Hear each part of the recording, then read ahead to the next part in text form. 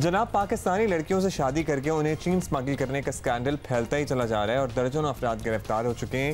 ये धंधा कब से चल रहा था, ये पता लगाना FIA के लिए बड़ा चैलेंज बना हुआ है। डायरेक्टर FIA तारिक रुस्तम चौहान के मुताबिक अभी तक 2 चीनी खवातीन समेत 30 चीनी बाशिंदों को गिरफ्तार किया गया है। 6 लड़कियां बाजियाब कराई गई हैं जिनकी शादियां की गई थीं। मसीही लड़कियों के 15 निकाह के केसेस सामने आए हैं और मजीद ऐसे केसेस सामने आ रहे हैं। पाकिस्तान से बाहर जाने वाली 100 से ज़्यादा लड़कियों का डेटा आ चुका है। एक गैंग भी पकड़ा गया है जो ज़मीनी रास्ते से शहरियों को स्मगल करता था। तफसीलात के मुताबिक चीनी बाशिंदे इंतहाई ज़रूरतमंद फैमिली से रब्ता करते, जिन पाकिस्तानियों को चीनी ज़ुबान आती है वो सहूलतकार का किरदार अदा करते थे। अच्छा, इसी पे हमने ज़रा मज़ीद भी पता करना, because we are very curious कि एकदम से हुआ क्या है और एकदम से ये बात निकली है। पहले तो पता भी नहीं चला और इतनी 100 से ज़्यादा मतलब शादियां और लड़कियां निकल भी गई और स्मगल भी हो गई।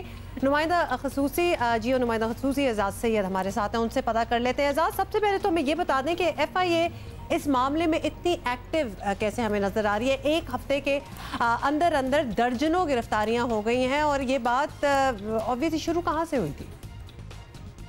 ये मामला दरअसल 6 माह से चल रहा था और 6 माह से मुख्तलिफ हवालों से ये शिकायतें मौसूल हो रही थी पाकिस्तान को, और पाकिस्तान ये शिकायतें आगे चीन को भी ट्रांसमिट कर रहा था। कुछ मीडिया रिपोर्ट भी आई थी, उस हवाले से भी मामला सामने आ रहे थे। लेकिन असल मामला उस वक्त सामने आया जब FIA से और मुख्तलिफ मुकामी अदालतों से कुछ ख़वातीन ने रब्ता किया और वहाँ जाकर अपनी शिकायत बाकायदा तौर पर जमा करवाईं, जिसके बाद FIA ने आपको पता है लाहौर में भी, फैसलाबाद में मुकामी पुलिस ने और फिर इस्लामाबाद और रावलपिंडी में FIA ने कार्रवाई की और इन जो चाइनीज़ बाशिंदे हैं इनको गिरफ़्तार किया। अभी तक तकरीबन कमोबेश 2 दर्जन के करीब जो अफराद हैं वो गिरफ़्तार हो चुके हैं, जिनमें हमारी इतलात के मुताबिक 1 दर्जन से ज़्यादा चीनी शहरी भी शामिल हैं।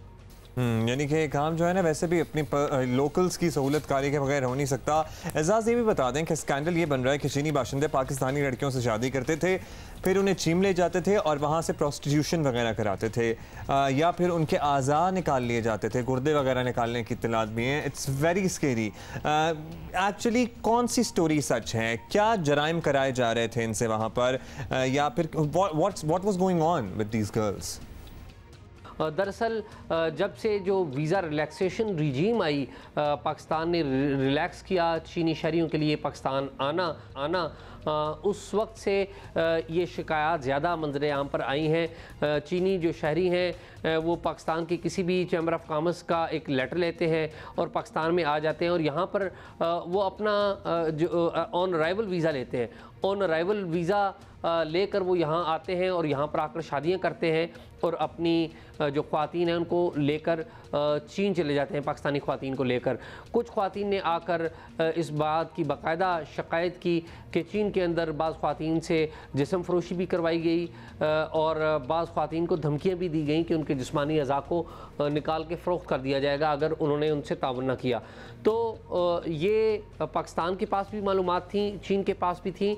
अब हमारी इतला के मुताबिक पाकिस्तान इस हवाले से गौर कर रहा है और पाकिस्तान की तरफ से वज़ीर दाखिला ब्रिगेडियर रिटायर्ड एजाज शाह और चीन के जो सफ़ीर हैं पाकिस्तान में, इनकी एक मुलाकात में भी हमारी इतलात के मुताबिक ये बातें हुई हैं और अब एक जॉइंट मैकेनिज़्म तैयार करने की भी कोशिश की जा रही है कि किस तरीके से इस सारे मामले से निपटा जा सके और फ्यूचर में इस तरह के वाक़यात ना हो, उनसे भी बचा जा सके।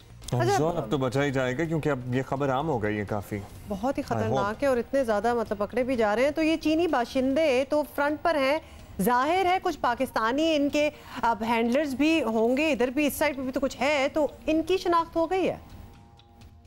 जी, अब तक जो गिरफ्तारियां की गई हैं उसमें कुछ पाकिस्तानी भी गिरफ्तार किए गए हैं और ज़्यादातर जो गिरफ्तार किए गए पाकिस्तानी हैं वो मैरिज ब्यूरोज़ चलाते हैं या शादियां करवाने का कारोबार करते हैं। जो चीनी आते थे शादियों के लिए वो इन मैरिज ब्यूरोज़ को या इन अफराद को पैसे देते थे कि उनकी शादियाँ करवाएँ और ये आगे से उनके लिए जो ख़वातीन हैं उनका अरेंज करते थे। पाकिस्तान में आपको पता है ख़वातीन के या लड़कियों के, नौजवान लड़कियों के रिश्तों का भी एक बड़ा मसला है।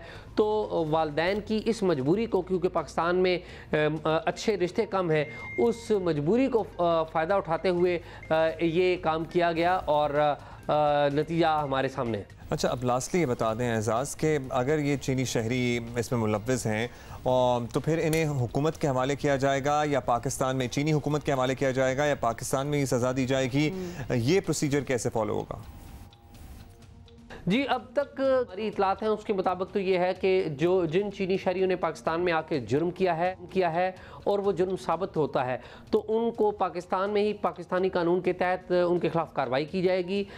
इसमें ज़्यादातर वीज़ा वायलेशन है और फ्रॉड की दफ़ात है जिनके तहत कार्रवाई की जा रही है। जो चीनी शहरी पाकिस्तान से चले गए हैं उनके खिलाफ भी एक प्रोसेस के तहत कार्रवाई ज़रूर करने की कोशिश की जाएगी और जिस तरह कि मैंने आपको बताया कि एक मैकेनिज़्म तैयार करने की कोशिश की जा रही है, वो मैकेनिज़्म भी साथ साथ इन प्लेस करने की कोशिश की जाएगी। अच्छा जी, बहुत शुक्रिया आपका एजाज़। खतरनाक बात है। वैसे इस सारी कहानी में मैं ये सोच रही थी, एजाज़ ने तो एक्सप्लेन कर दिया कि पाकिस्तान में लड़कियों की शादी का मसला, जैसे उन्होंने कहा, ये I really want to know कि कितना बड़ा मसला होगा कि आप अपनी बच्ची की शादी किसी चाइनीज़ से कर देंगे और वो भी एक अरेंज्ड मैरिज सिचुएशन में, एक मैरिज ब्यूरो के थ्रू।